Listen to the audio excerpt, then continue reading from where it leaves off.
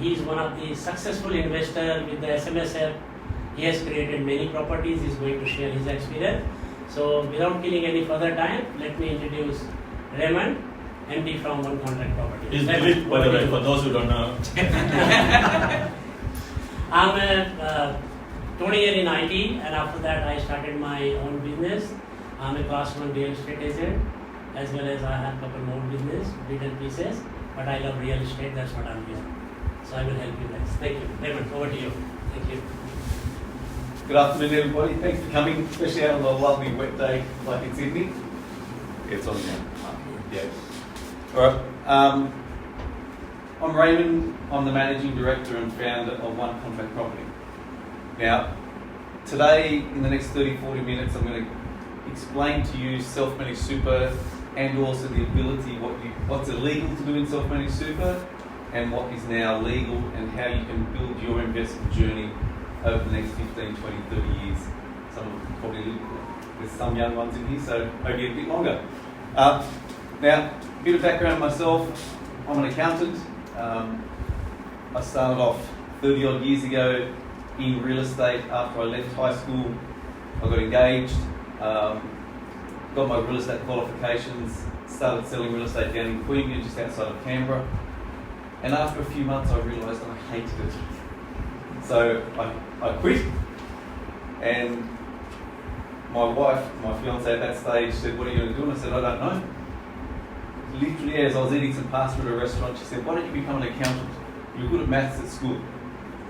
So I thought, now this is how much thought I gave to my future. Now don't take guidance from this.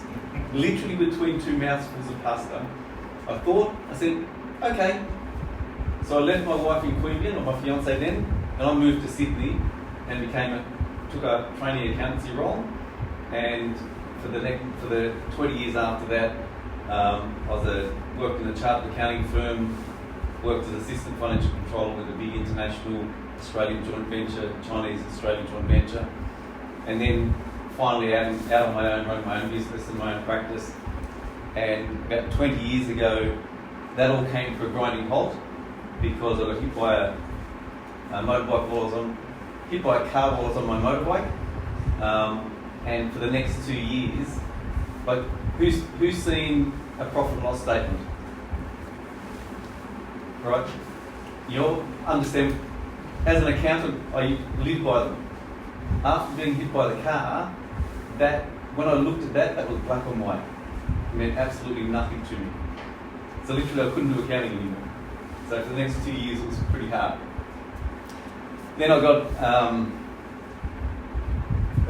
involved with some other businesses, and then finally about 6.5 years ago I got back into real estate. And then about 4 years ago I got presented with two clients who wanted to buy NGIS properties, and they wanted to buy it in their self-managed super fund. At that stage it was illegal, and those two deals fell off. But what it did to me, it highlighted to me that the lack of choice, people that wanted to build properties in their super fund or have property in their super fund, the lack of choice they could actually have. Right, so today we're going to cover that. Now, a quick bit of background on why that's important to me. My dad, in his early 50s, now, love my dad, he passed the last couple of years, but he was an amazing man dealing with computers. So he worked with the Department of Defence and Unisys, and he travelled the world fixing big mainframe computers. Amazing guy with computers, financially not so much. But in his early 50s, the share market took a dip. He lost a whole lot of money in his shares. But what he did, he listened to his financial advisor. His financial advisor said to him, "You've got to get out of those shares and go into some safe shares." Now what that realised, he actually realised the loss that he had on paper. Now he actually had a real loss.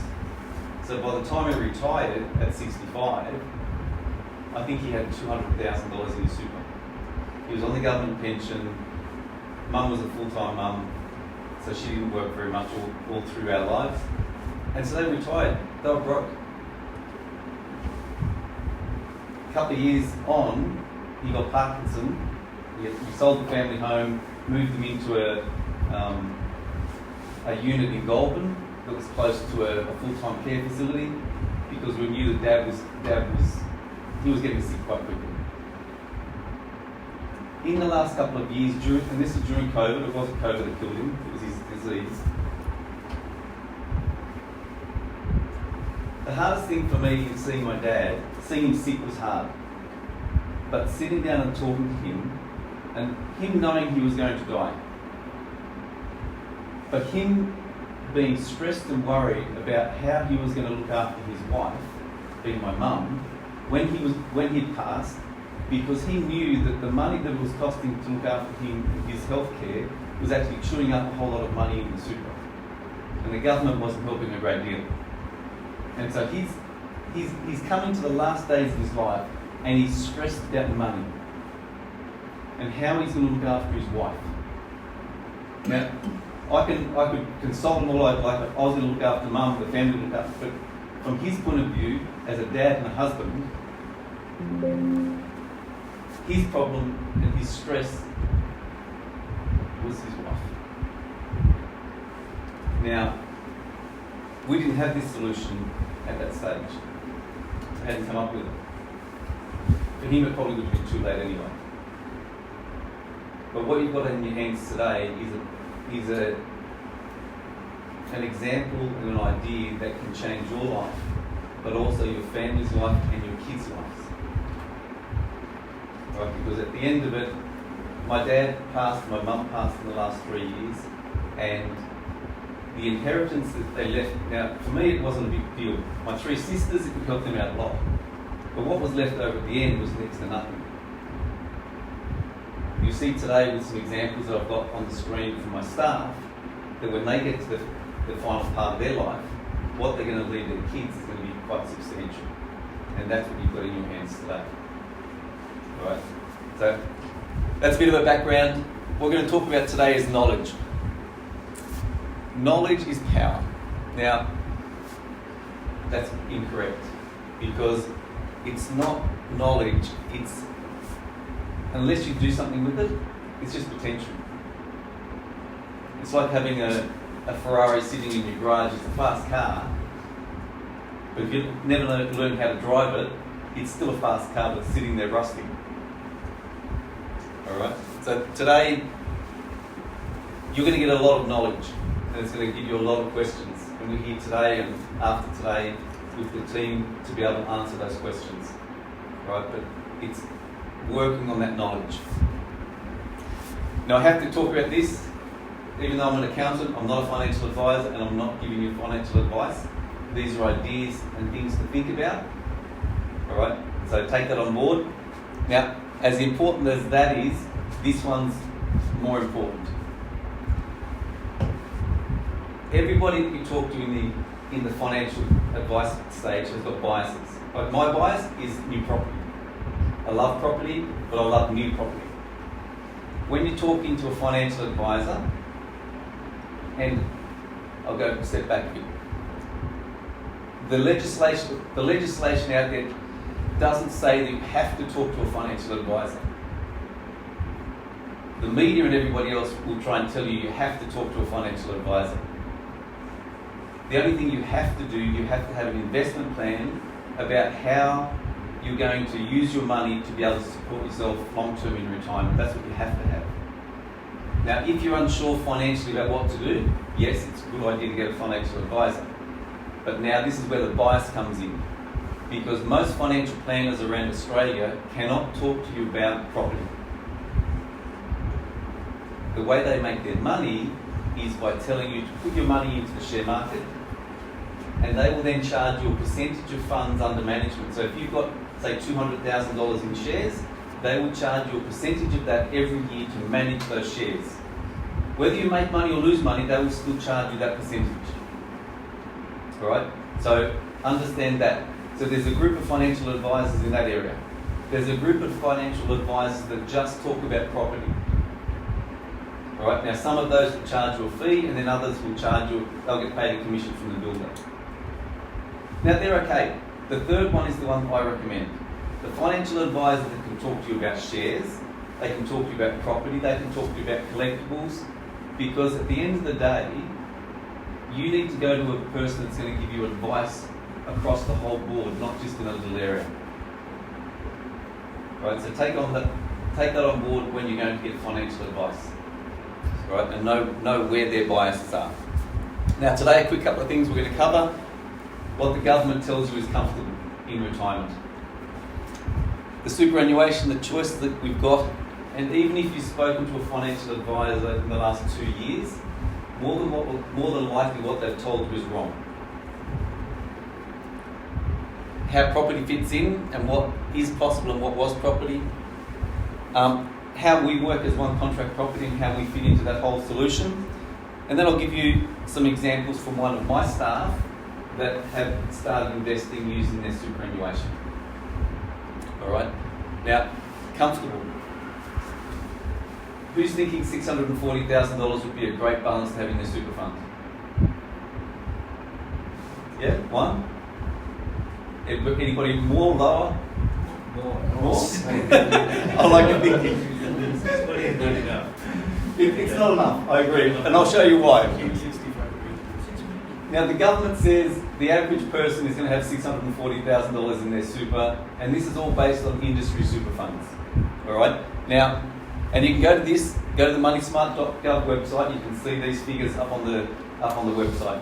Okay? For $640,000, what they say to you, that's going to give you an income of $66,000 a year.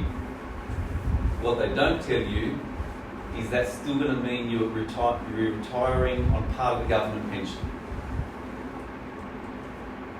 Now, $1,200 a week as a couple, this is what it relates to.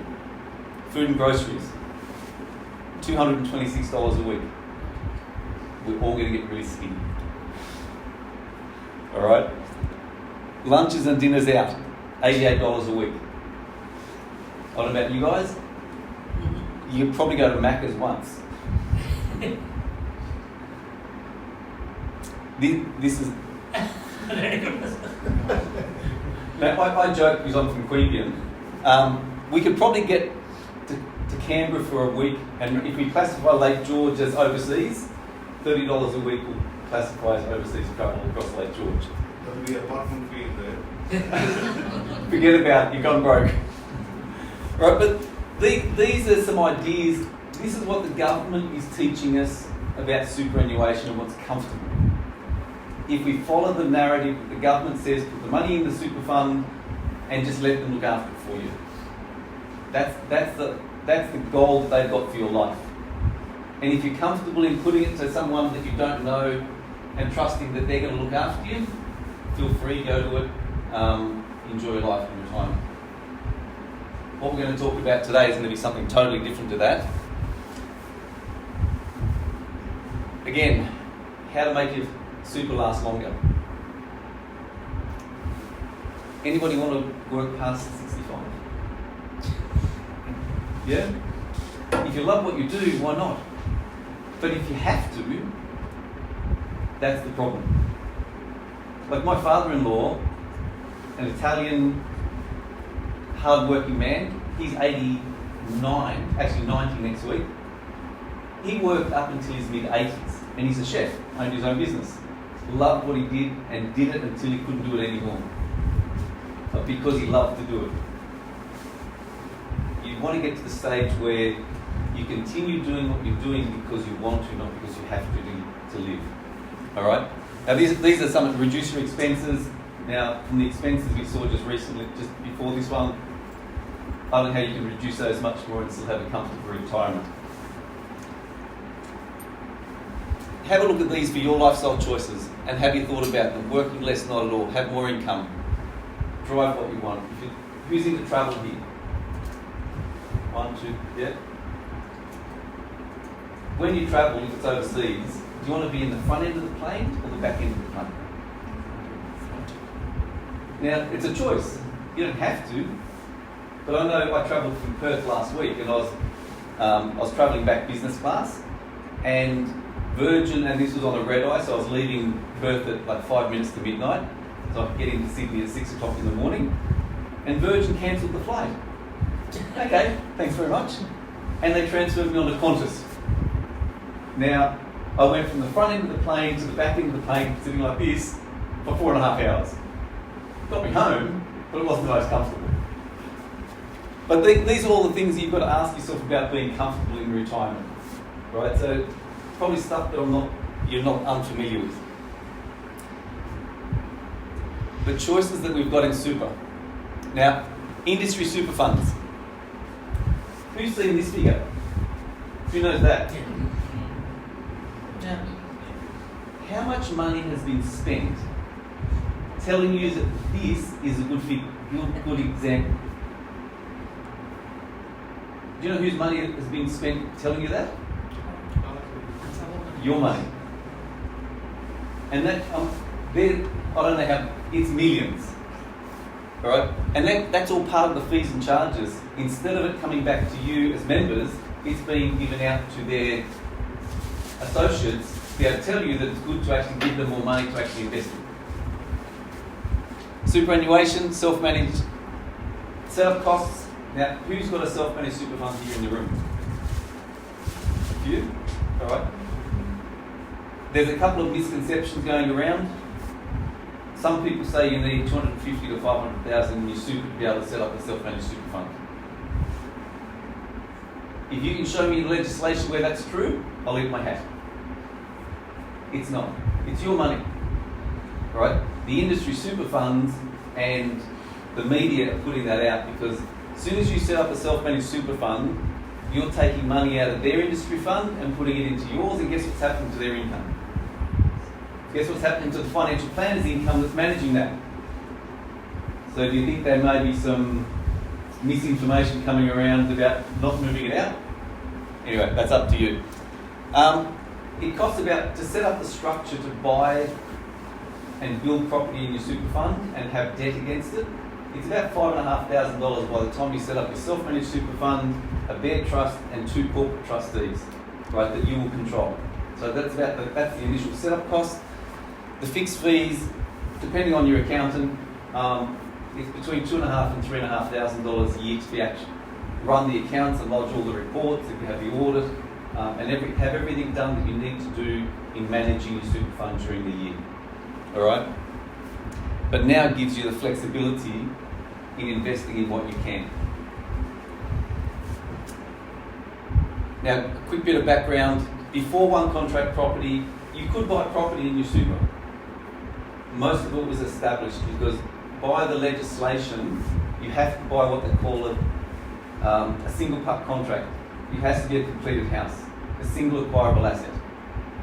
Now, so you're looking at where people have invested in the past has been high-rise apartments, units and townhouses, right? Because a lot of times those are under single part contracts, but they're not you don't necessarily always get the choice about where you can invest, because then it comes back to the builder coming up with that. The reason single acquirable asset, that's to protect you, and that's a good thing that part of the legislation that the government's done, right? So you actually have got assets and you haven't just got a whole pile of bricks and mortar that you're actually investing in. The reason you haven't had choice is because if you go to a builder and you say, I want to build a house in my super fund, the builder says, okay, if it's an $800,000 house, the builder's got to come up with the $800,000. You put down a deposit, that sits in a trust account, and the builder's got to fund $800,000 out of his cash flow. Right, so it's his responsibility. And so that's why you haven't had a lot of choice in the past, because most builders don't want to go down the path. They're builders, they're not financiers. Right, so they stay away from that. Because of that, most financial planners up to date won't have advised going into property. Some talk about going into commercial property, others talk about going into established properties, but most of them steer right away from it, because the only stuff that was available that was new was high-rise apartments, units and townhouses, and in most cases they're not the best investments to get into, in my opinion. Alright? So, up until now, who's got investment properties at the moment? A few people? That would be either in companies, family trusts or personal names. right? Because how you buy it is really important.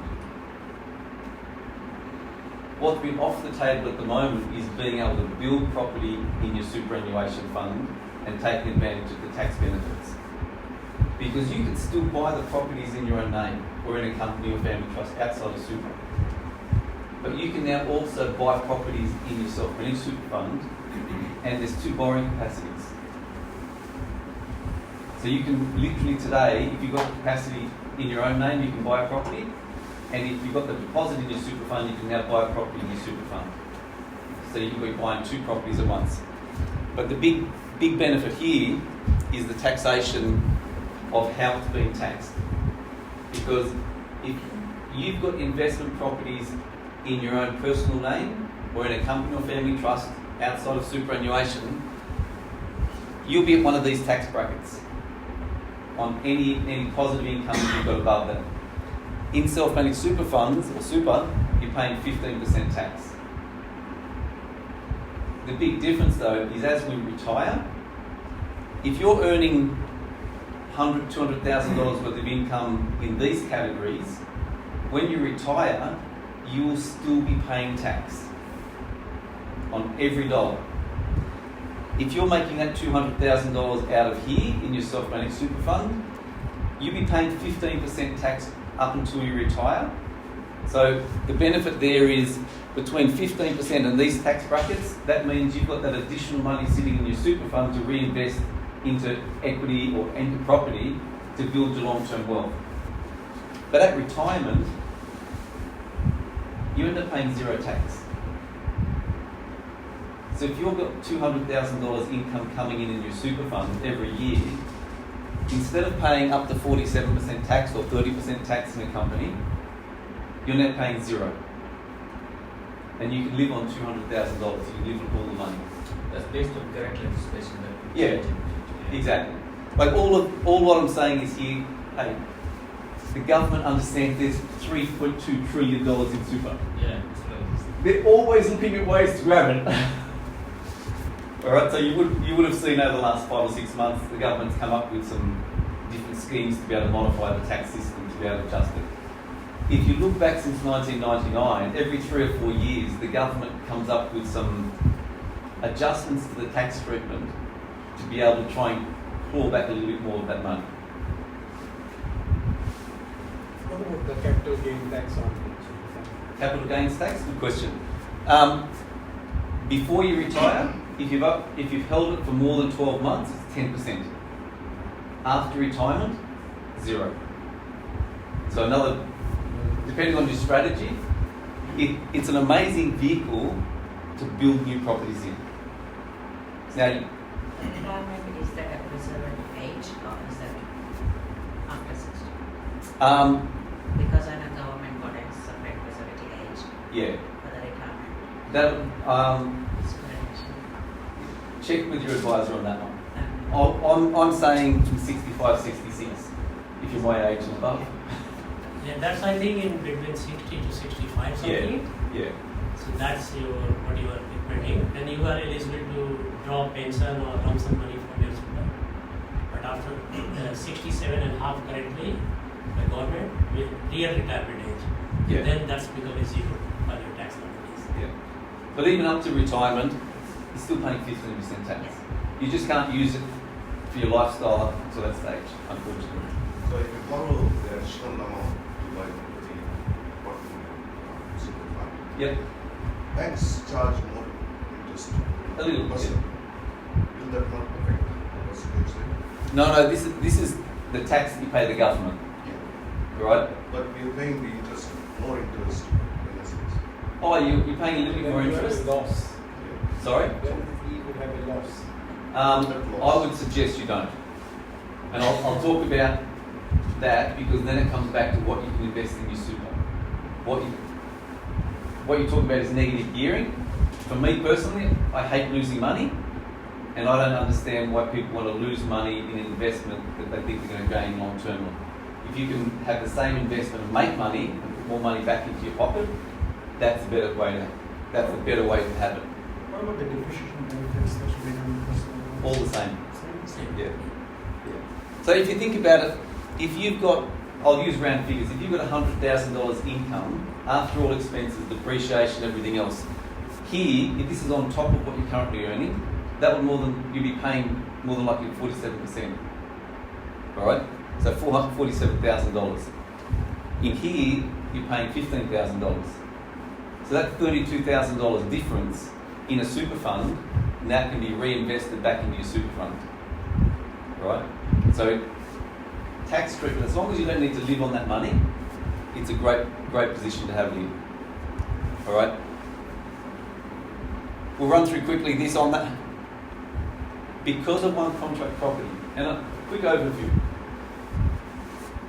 Up until one contract property, it was very limited in what you could build in your super, because you had to be based on the builder.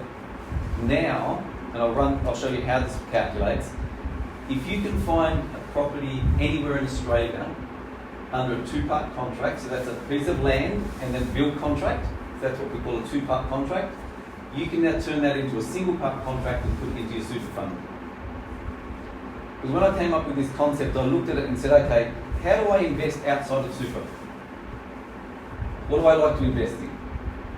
How can I invest inside super? And I found those huge differences. So what I've developed is, if you can invest outside of super, now through one contract property, you can invest the same way inside your super. And so you've got maximum choice in what you can do. Alright?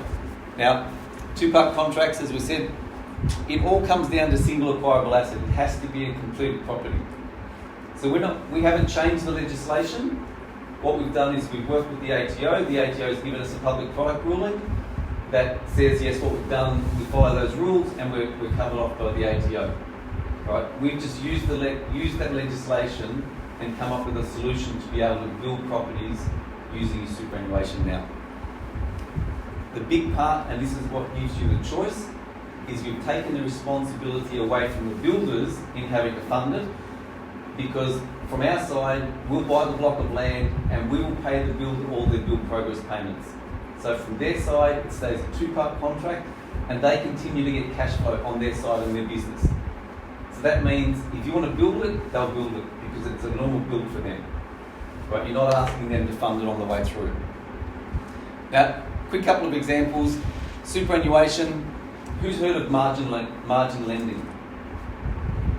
A couple of people. Now, what that is if you've got, in this example, $250,000 worth of shares, you can go to the bank and say this is in your super fund. You can go to the bank and say, I want to borrow money against my shares, which is an asset, and I want to borrow against that and I want to buy more shares. Now I bank with St. George. I could go to St. George and say, I want to buy more St. George shares.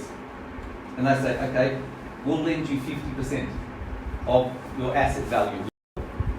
You've got the end-to-end process in the room here if you need it.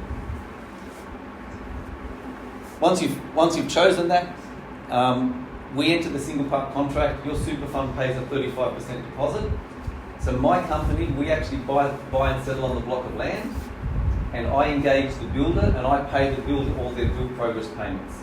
So I fund the 65% of the deal. On your side, your super fund pays a 35% deposit and you get a caveat over that property and that construction. So that gives your super fund a security on it. Now at that stage, you haven't borrowed any money. All you've used is your deposit. Once it's complete, in stage 3, the house is fully built. The builder has been paid off by me. You go to your bank and you say, I've got a brand new house. Want to take a loan against it, and they'll give you 80% of the value. You pay me back the 65% that I've spent, and you put 15% back into your super fund, and now you've got a brand new property inside your super fund that you've chosen. All right? Now there's some complexities behind it, but that's how simple it really is. You choose, we build it, we hand it over, and now you own it. Now this is the numbers behind all of that. For example, land 185,000, build 353,000. Now if you go down to Homeworld, one of the builders, they'll tell you that's a $538,000 house and land package. How much are you going to pay for that?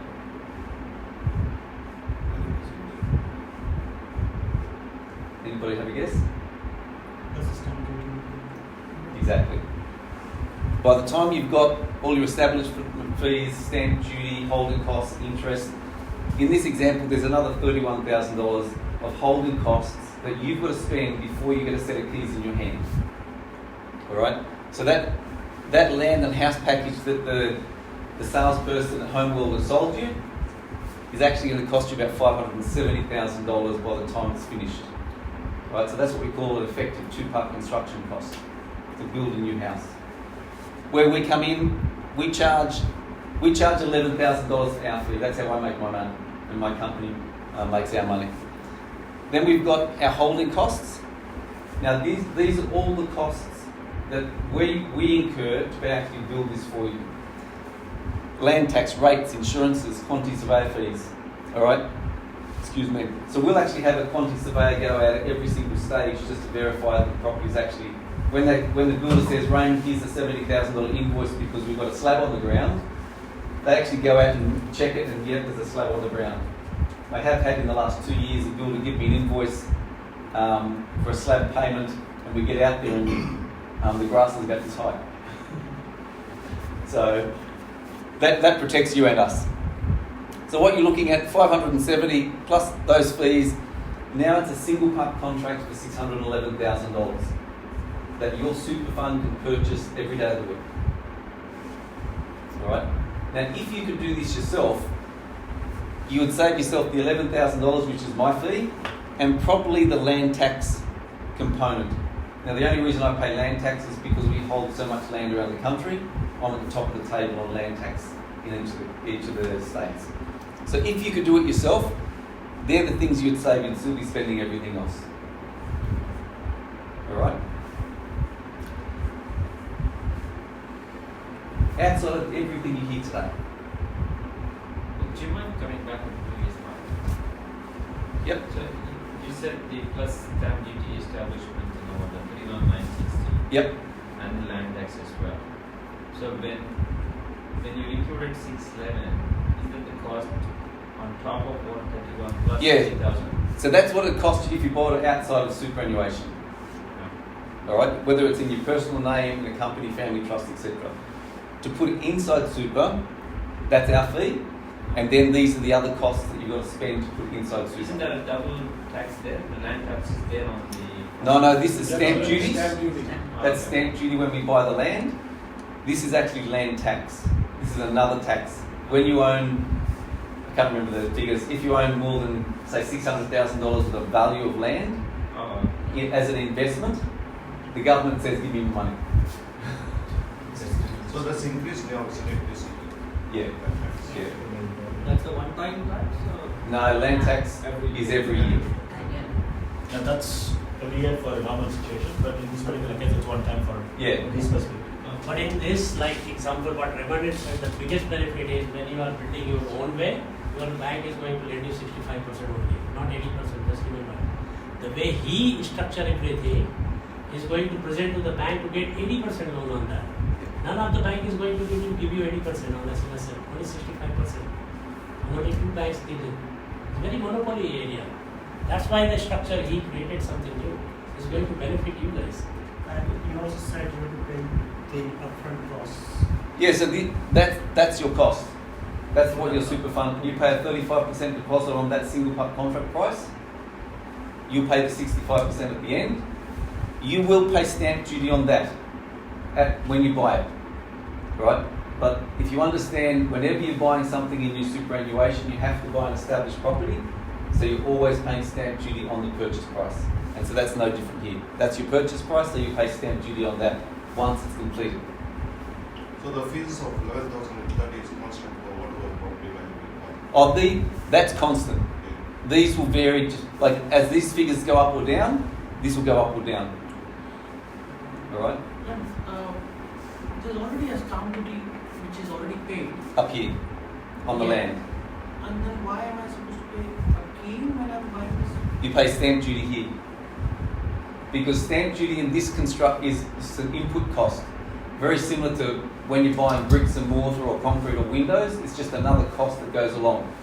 So if you go and buy a house now, an established house anywhere in Doonside, all right, and it's 10 years old, how many times have you paid stamp duty on that?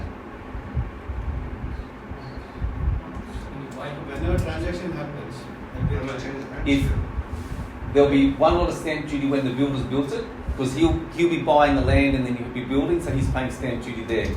When he sells it to you, if he sold it to you as a 2-part contract, you'll pay the stamp duty on the land here. All right? You hold it for 2 years and then you sell it, the next person's going to be paying stamp duty on the sale price. If that person holds it for another 3 years and they sell it, the next person pays stamp duty. Now we think, that's because of the profit and all the rest of it, but now you paid 3 or 4 lots of stamp duty for that one house. This is no different. You're paying stamp duty here because we're building it, and that's just an input tax, input cost. You pay stamp duty down here because you're buying a completed property. Right? Just unfortunately. Okay, so until I sign a contract for 611, that the whole thing is not belongs to me. That's what I'm saying. Yeah.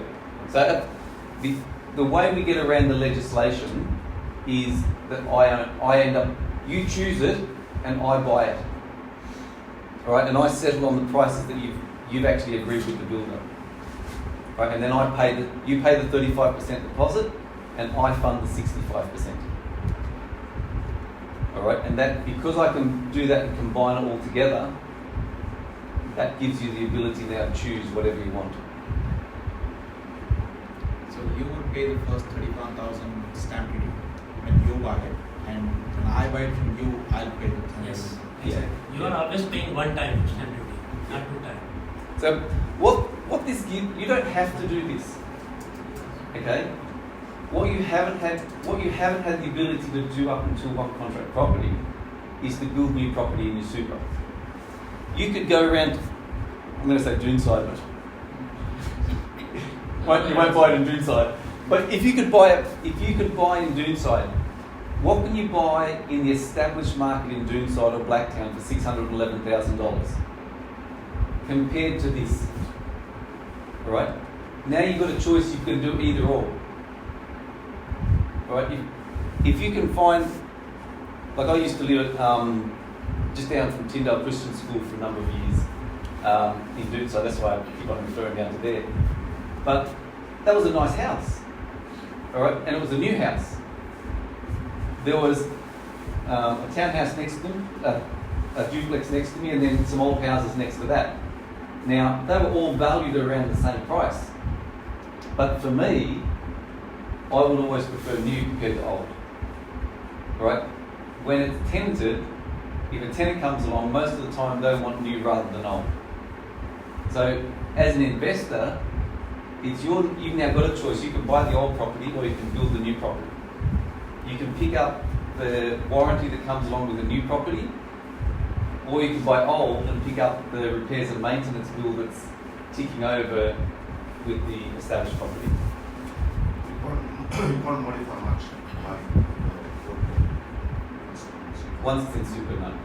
You can do some repairs and maintenance, but you can't do major changes. No. Alright? But everything we've talked about today is important. This is the most important. Because if you haven't figured this out, don't invest. Right? You need to know why you're investing. It's like if I'm saying, if you want to go from here to Perth and you're driving, what would be the first thing you do? Get some good sleep beforehand. You get your GPS and you put in your GPS, your destination. Now if you're driving down, your destination's not changing. If you're driving down the road and you find out the bridge is washed away over it on the Hawkesbury, the GPS will just redirect you to another path. You're still going to Perth, you just get through a different way. Most people go through life and never have the destination of Perth. They're just driving. And when they get to the end, they're upset because it's not where they want it to be. Investing's the same thing. You need to know what your end goal is before you even spend $1. Alright, so spend time on this, work it out for yourself. How much do you want to live on in retirement? Is $60,000 enough? Is $200,000 enough? Don't do what the government's taught you to do and wish and hope. Work out what sort of lifestyle do you want in retirement. And then that's the goal. Now come back and work with professionals that, like in this room, and set up a plan to actually get there. And what you've got here is an amazing example. I'm going to run through some figures to show you the potential of what you've got in your hand now. But seriously, my business mentor has taught me this, but I review these every night and every morning. Who's written down their goals in here? No. They do. But see, the most important thing in our life is our end journey. My dad never wrote down his goals. He was a great worker, really hard work. He taught me that really well. It wasn't until I got around some other business people that taught me about goals and actually setting targets and working towards them, coming up with goals, coming up with structures to be able to achieve it. And this is what we've got here. Now this is one of my employees. Now, 35-year-old, her and her husband. Dave, at the moment, up till July, 10.5% of your wage gets automatically put into your super by your employer. Okay, you've got the ability to add to that up to $27,500 a year. Now, this is the only time I talk about negative gearing. Negative gearing is if you buy a property, if you lose $10,000, you then get a tax deduction and you can write that $10,000 off if it's an income producing asset. Right, so you lose money. You can now put $10,000, instead of losing it on an investment, you can add some extra money to your superannuation each week, which you get the tax deduction from, and that goes into your super fund that allows you now to build more property and more equity and long-term wealth in your super fund at 15%. Right, so what these guys have done, they've maximised how much they're putting into their super each year, up to $27,500. So they purchased their first property, 36 years old, $611,000, and so by the time they're 65, the house will be paid off. It's going to bring them in $59,000 worth of income. But if that's all they were doing, that's still good income for one house. But their goal is to buy 6 properties in the next 20 years. Now, if you think about doing that outside of your super, one, your borrowing capacity is going to be fairly heavily impacted because of the interest rate rises. And if anybody's got credit cards, that's going to impact it even more, right? Now, this staff member, they still went on holidays, they still got off on a 6-week cruise with her and her 4 kids. Her husband and her still drive nice cars, the kids still go to private schools, and she's still investing like this because it's inside her super. It's not directly related to her income and her lifestyle. This is money she can't touch anyway. So over the next 2 years, by the time she's 38, she's going to buy a second property. By 43, and the next speakers are going to talk to you about this, of actual examples. All right, but this is the power of what you've got. 48, 52, and they buy their last property, 6 properties, by the time they're 56. Now, all positively cash flow properties, and what I mean by that, by the time you take all the expenses and you take that away from the income that comes from the property, you've got cash left over. And that cash goes back into your super fund and reinvesting and adding to your cash flow in your super fund. Now, who would like a portfolio like that? Right? But see, if you haven't got a plan to do it, it's not going to happen. If you haven't got a reason why you're going to do it, it's not going to happen. At 67, they'll have all the properties paid off except the last one, which they'll pay off at 70. But they're going to have $368,000 cash sitting in their superannuation bank account. They're going to have assets of around $7 million. And they're going to have a yearly income of $300,000 tax-free. Will that cover your lifestyle? 101%. Now, The 301,000 is going to come to the super account. After retirement, you use it. in retirement, after you retire, then you can use that money. Without any tax. Just finish your normal savings. What I've shown you here. So you can't enjoy when you're young. Sorry. Sorry, I missed that. Can't enjoy when you're young is the lane. You You can. don't wait until 65 to access the club. Yeah. Which is too late. But see, 5 years. so you've got the choice. That money's going into super anyway, and you can't touch it legally. What I'm saying is, by the time you're 65, and if you, this is a solid plan that they're working to be able to know when they get to 65, but they've enjoyed their lifestyle up until then. All right, the kids have moved out. They've got more money coming in now because the kids have gone. They've stopped paying for expensive private schools. They've got the university degrees. So for themselves in their life, they're still living well. But when they're retired, they're now, this is a solid plan, so when you retire, you have actually got money. You're not living on a comfortable retirement of $60,000 that the government says you've got to spend $226 a week on groceries.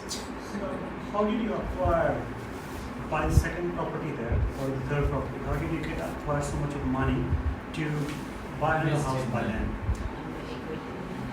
You're putting in your 10.5, well, come July it's going to go to 11%. All right, plus they're putting in an extra $6,000 or $7,000 each year out of their own money, and you've got the rent coming in, and also you've got the extra rent on top of your expenses. So added all that together, that just adds up year on year, and so that sits in the super fund. And by the time you get to around $200,000, you're ready to go again for the second or third property. So say for example, if we wait for 1 or 2 houses and then we can't just spend money whatsoever. When if we come back from SMF to the business support. Yeah. So It's a restriction on the age. See, Whether you earn that money or the share, you still won't be able to change. So say for example, if we are investing in that way, 1 or 2 houses, and say for example, I'm not there. So what happens then? So does that go to my family? yeah. So And they have to maintain the same super account? I mean, I don't know.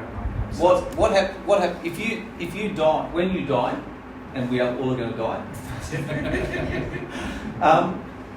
I'll give you, if this was my dad, and he died in the last 3 years, all of these properties, all of them have been paid off except that last one. Right, so 5 properties out of the 6 are fully paid off. I think that one ends up having about $380,000 to be paid off at 70. But all of those properties, depending on how you set up your will and the distribution of your money from what your beneficiaries are in your super fund. But say, for example, for my family, there's 4 of us, and Dad said 25% even all the way through. So we would then have the choice, and I was the executor of the will. I could then sit down with my sisters and say we could sell all that and we could divide the money up, or we can take one property each, sell the other one, and then split that money. So, but each of us would then end up having a fully paid off house that's bringing in like $50,000-$60,000 worth of cash for us, and we then own that property. All right, so that's where we talk about generational wealth in my company. This is where we're changing the lives of not only us in the room here in how we retire, but we're changing our kids and our kids' lives, because when we die, that's a good income to live on. Gives you a comfortable retirement, and we're not touching any of the assets. So when we die, we've spent the money, and we've still got the asset, we pass those assets on to our kids. So say if someone on fourth position, that's right. On where, sorry? The On fourth, on fourth fourth property. rental one. Right, about 40, 50. On that one? Yeah. So if someone demise, so we can get from cancel, right? Yeah. How much tax we will pay? On the Because it's not transfer? considered on the person, it's They're just tangible. transferring the, they're just transferring the properties. Because it's income. It's a distribution. For There's- children is talking about. The Sorry? property go to the children, for example. Yeah. What's the tax implication for them? Offhand, I couldn't tell you.